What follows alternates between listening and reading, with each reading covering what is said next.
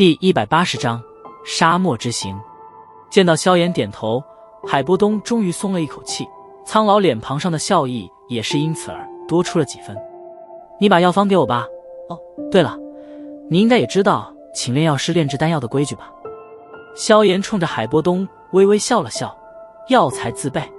苦笑着点了点头。海波东自然是知道这个规矩，不过干枯的手掌抓着几缕胡须，有些尴尬的道：药方所需要的药材我已经凑齐了大部分，不过却还依然差一种。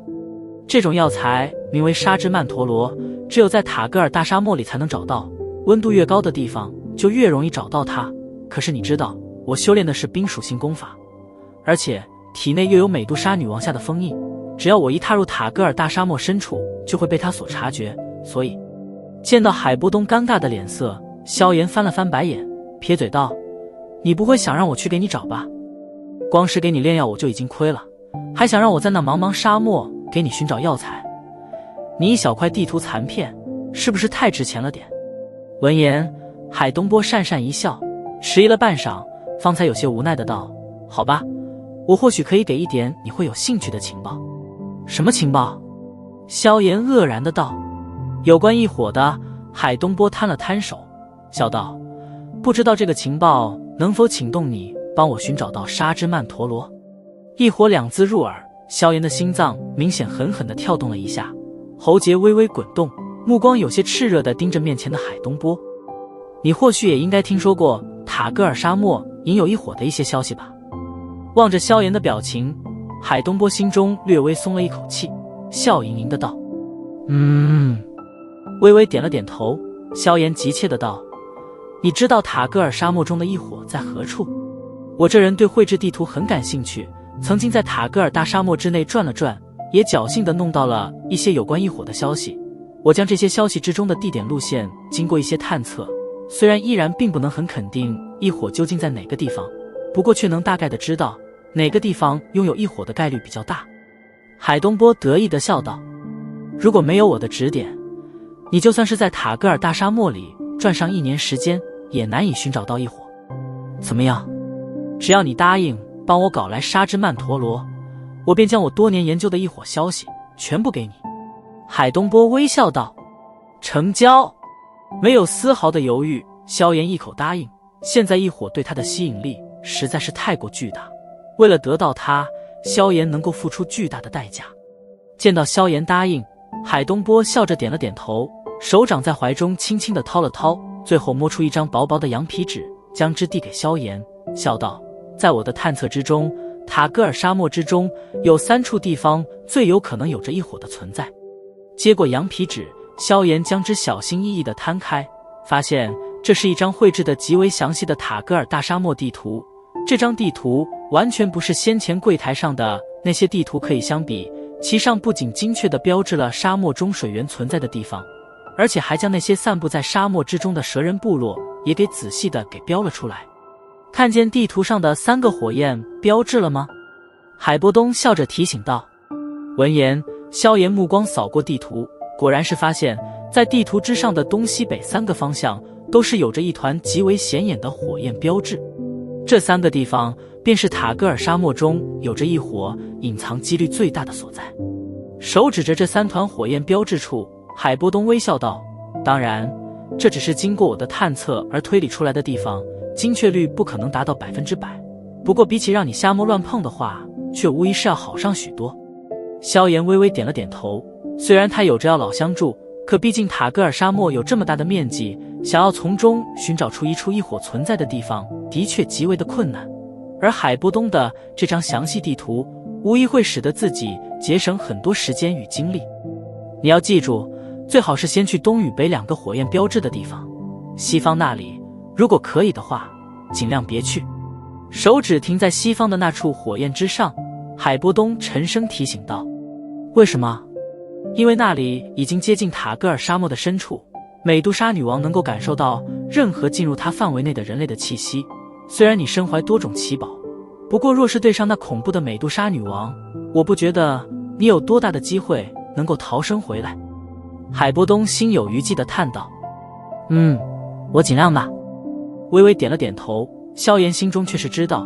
如果另外2处地方并没有寻找到异火踪迹的话，那么他有很大的可能会去西方的那处火焰标志地，即使那里危险莫测，可他依然会义无反顾地进入其中，因为异火对于他来说实在是太过具有吸引力。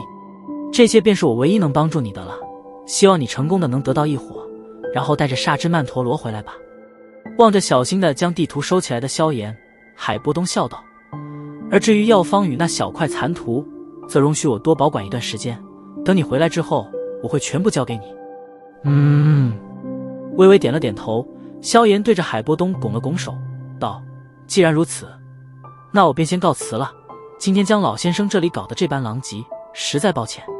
目光在满屋狼藉中扫过，海波东苦笑着摇了摇头，算了，反正我在这里隐居的耐性也即将用光了，就算你不砸了这里，我想我也干不了多久了。笑了笑，萧炎再次抱歉了一声，然后对着海波东扬了扬手，转身对着门外走去。望着那打开房门缓缓消失的萧炎，海波东眼眸微眯，沉默了片刻，然后开始收拾着满屋的狼藉。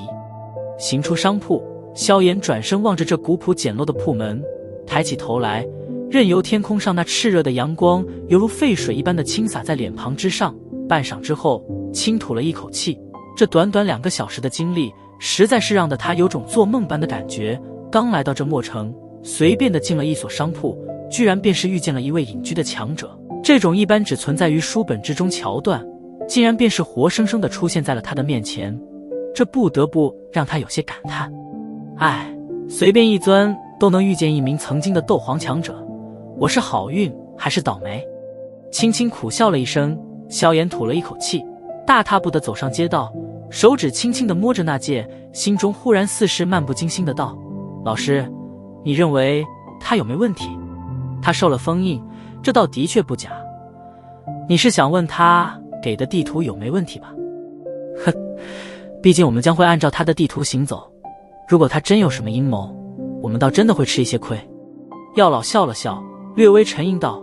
不过他的地图的确能给我们不小的帮助，那3处火焰标志的地方，我当年也并未去过，所以也不好发言断定他是真是假。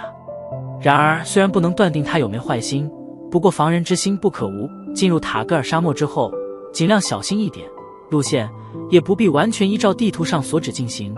我当年也曾经在这里飘荡过一段时间，所以也能知道一些，不至于会让你迷路。药老略有些谨慎的道。微微点了点头。萧炎笑道：既然如此，那待会便先去将其他东西准备好吧，然后在城市中歇息一夜，明日一早进入塔格尔沙漠。药老点了点头，然后便是沉默了下去，手掌轻拍了拍衣袍。萧炎微微一笑，抬腿对着不远处的一处药材店中行去。今天的收获远远地超出了他的意料，不仅意外地得到了一份神秘残图，而且还得知了一些关于异火的消息，这不得不让的萧炎心中满是兴奋。